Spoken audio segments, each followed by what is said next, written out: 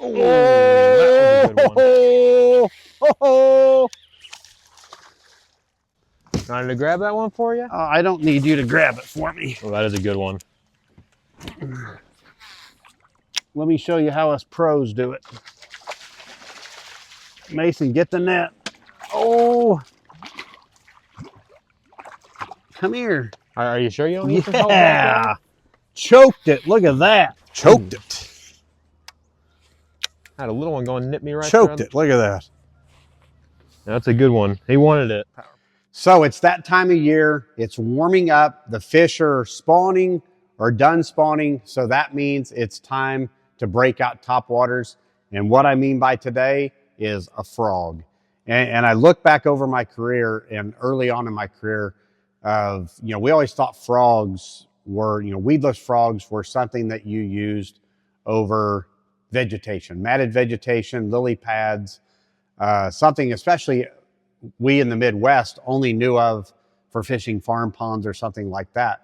But then as my career progressed, as the technology and progression with frogs and lines, and I think a lot of the West Coast influence got into it, we realized there was a lot more to frog fishing than just matted vegetation. And it's that time of year. And, a frog is one of those baits come May, probably even into April, when fish start spawning, I've always got a frog tied on, but the best of frog fishing is yet to come. I mean, all through summer, it's just such an effective way to catch fish, and it catches really, really big fish, and that's what I love about it. So no matter where you go in the country, a frog is one of those versatile baits. If the fish are biting topwater, you need to be trying a frog. It's not just for vegetation. I mean, rocky lakes, anywhere there's shade, any kind of vegetation, brush, under docks. I think that's what makes a frog so effective. It's a bait that you can put it into places where you can't put other baits. I mean, you can put it up under a dock where you can't put any other topwater lures. You can put it up into a tree where you can't put any other lures. So I think that's one of the things that makes it so effective. Another thing that makes it so effective is when you're throwing a frog, you're throwing it on 40, 50-pound braids. So the hookup ratio, once you hook one, you're usually going to win the battle. So I think that's what makes it effective as well. So it's a really, really good hooking and landing ratio as well. And it's one of those baits, like I mentioned, I don't think that's it catches really big fish as well. So I'm thinking of a recent fishing trip we did here locally. We went to a lake, and 1.5. I don't know exactly where the fish are in the phase of it. I'm sure some of the fish are spawning, some are post-spawn, some are already setting up on their summer shad spawn type of stuff. So it's a great thing. Another thing about a frog is it mimics a lot of different types of forage. I think everybody thinks a frog bait mimics a frog, but I can honestly say in 50 years of being on this earth, I can only think of a handful of times I've actually seen a bass eat a frog. I'm sure it's a delicacy for them, but I think frogs mimic a lot of other baits that we don't relate to, especially when you see the colors of frogs and some of the things they look like. I think this time of year a shad spawn's a really big deal, so having white or shad colored frogs is a great way to mimic the shad spawn. We've got the brim spawn, bluegill spawn coming along, that mimics bluegill kind of fleeing the surface and all that. Remember Aaron Martins won a tournament out west because he said the blackbirds were nesting and the bass were eating the baby blackbirds. And lo and behold, he won the tournament, throwing a black frog because the bass were eating baby blackbirds. So I think, the frog mimics a lot of what bass eat on a regular basis, but I think it also mimics a lot of things that a bass create or sees as a delicacy as well. So it's just a really effective way to catch bass as well. So I just get that sense that a big one's going to eat this frog at some point. Listen to him. It just looks looks fishy. Looks froggy. It's just that time of year where, like that. Oh, I just had to say something. You're killing me, Smalls.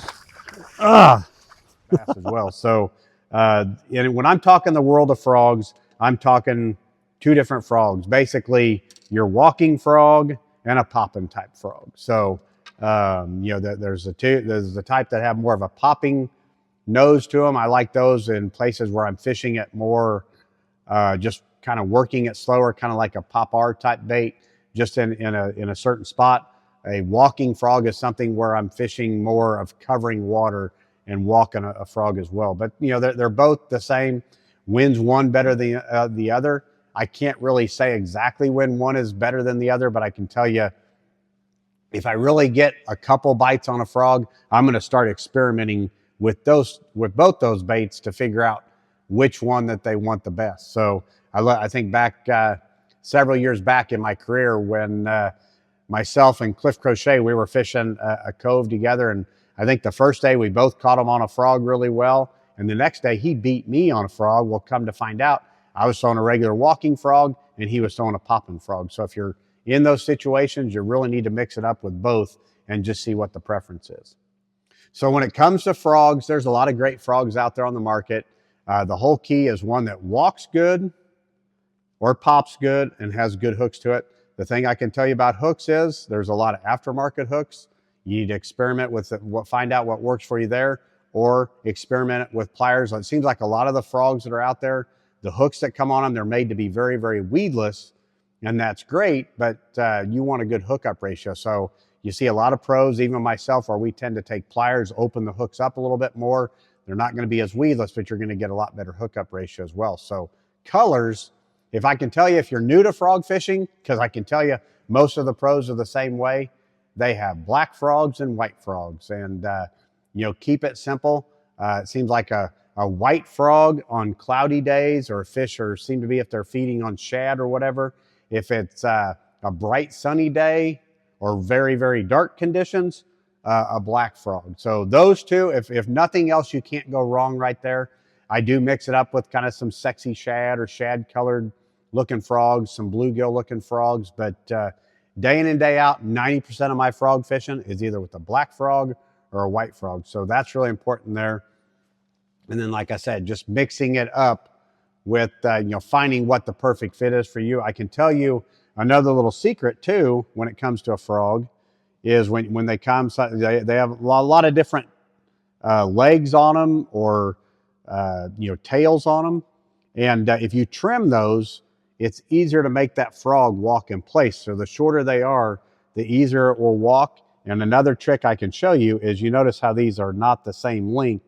If you trim one slightly shorter than the other, it will actually allow that frog to walk in place a lot better too. So that's one of the big keys about frog fishing that I think a lot of people miss, is when it comes to working a frog or the popping frog, is you're twitching that thing, and you don't really want that bait to cover a lot of water. You just really want that thing to walk in place, almost like a spook type of bait. And I think that was the realization when those of us that were new to frog fishing realized that's what this bait was mimicking. It's basically a weedless walking type bait. So the popping frog is more of a pop-R frog type mixture, a weedless pop-R type deal that stays in place, where a walking frog is more of a walk the dog, cover water, but it's very, very weedless as well. So learning how to do that, but that's the typical cadence of just that twitch in the rod with a lot of slack in your line to where that bait just walks the surface and those fish come up and eat it.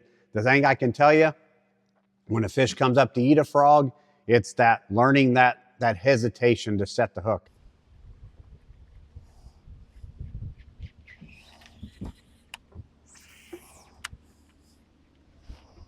How many fish are in there? Is there 3 or 2 or 3? Or I think you've got 2 or 3 in there. Oh, that was beautiful. Nice. Man, they're fast. Still eating the frog. Still eating. People are like, oh, they won't bite it when it's sunny out. Sure they will.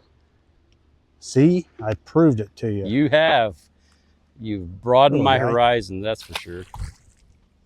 I'd rather fish a frog when it's bright and sunny and than if it's cloud, you know, and it just seems like makes them more predictable. So many people are so pumped up to set the hook on a frog that they tend to miss them a lot of times. And then that's what leads into the setups. And what I've got here is I've got my favorite setups for frog fishing. This is the Cast King Speed Demon Pro This is the 7.2 frog rod. You know, rightfully so. It's a technique specific. The 7.2, it's the Speed Demon Pro frog rod. I've got this paired with the Cast King Bassinator Elite. This is a great reel. It's a super high gear ratio reel. It's a 10-to-1 gear ratio reel. And as you can see, I've got it paired up with 40-pound Cast King hammer braid right here. So it's one of those things that with this combination, I can cover a lot of water. I've got the high-speed reel on there. So when I'm working that bait, you know, I get the cadence down. When a fish eats it, I can take up a lot of line in a hurry, set the hook, or if that fish comes screaming towards me, I can take up a lot of line in a hurry. Or a lot of times when you're working a frog, I may make a long cast way up under a dock or a tree or something. I may only work that bait 2 to 5 feet and then want to reel it in and make another cast. That's where that high-speed combination really makes a difference.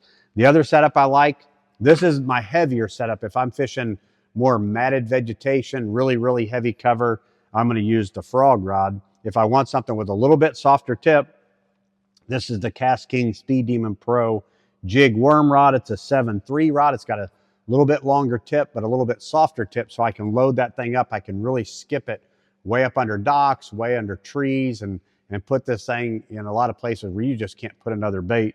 I've got this. This is another great reel. This is the Cast King Bassinator Elite. You see me use this a lot on everything. It's an 8-to-1 gear ratio. Not quite as fast, but still a great combination. And it's, once again, I've got it paired with, 40-pound Cast King hammer braid. I would use 50-pound a lot as well, especially if I was going to be fishing maybe in Florida or lakes with a lot of matted vegetation where, I've got to horse some fish out of mats or lily pads or something like that. So there it is. Everybody loves a topwater bait. It is that time of year. Summertime's here. Fall's right around the corner. It's topwater time. It's time to tie on a frog. So get out there and get to casting. Oh, that was a good one. Oh, Wanted to grab that one for you? I don't need you to grab it for me. Oh, that is a good one. Let me show you how us pros do it. Mason, get the net. Oh, come here. Are you sure you don't need some help back Yeah, choked it. Look at that. Choked it. I had a little one going nip me right Choked there. it. Look at that. That's a good one. He wanted it. Power pole.